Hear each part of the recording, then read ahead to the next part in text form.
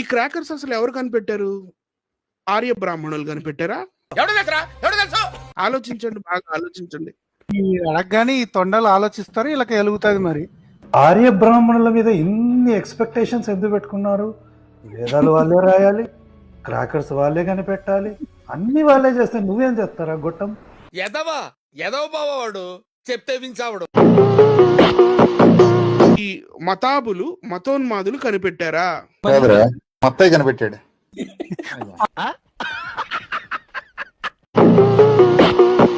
ఈ మతాబులు ఏమైనా మనుష్య కుమారుడు కనిపెట్టాడా అండి? మనుష్య కుమారుడు కేవలం నీళ్ళని వైన్ చేయడం మాత్రమే తెలుసండి, ఇంకేం తెలియదు. తాగుబోతు సచ్చినోడు తాగినంకైన నోడు ఎల్లకన్నరాడే నా మొగడు. వీళ్ళకి చదువే సరిగ్గా రాదు.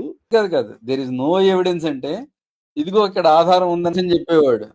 There is no evidence in the Vedas of any invasion by the Aryan race. Foreigners ఏం చెప్తున్నారంటే ఆర్యన్ ఇన్వేజన్ అనేది ఒకటి జరిగింది. దేర్ ఈస్ నో ఎవిడెన్స్ అని అక్కడ రాసి ఉంటే దేర్ ఈస్ నో ఎవిడెన్స్ అని చదివి దేర్ ఈస్ ఎవిడెన్స్ అంటున్నాడు. చూస్తోంది చెప్తున్నామండి, ట్రూ ట్రాన్స్లేషన్. నో ఎవిడెన్స్ అని ఆర్యులలో రకరకాల జాతులు లేరు అని వాళ్ళు అన్నారు, కానీ ఉన్నారని చెప్తున్నాను. ఈ ఎదవలు నేను అందుకే చెప్పేది వీళ్ళకు తెలుగు కూడా రాదు, ఇంగ్లీష్ రాదని.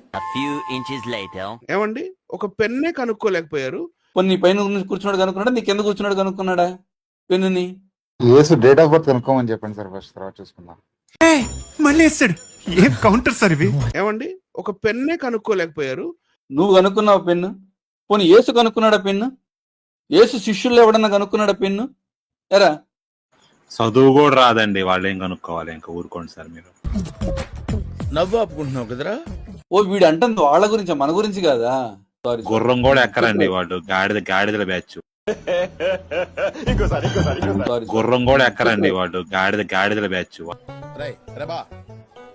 నువ్వు మరీ నిజాలు డైరెక్ట్ గా చెప్పేకరా.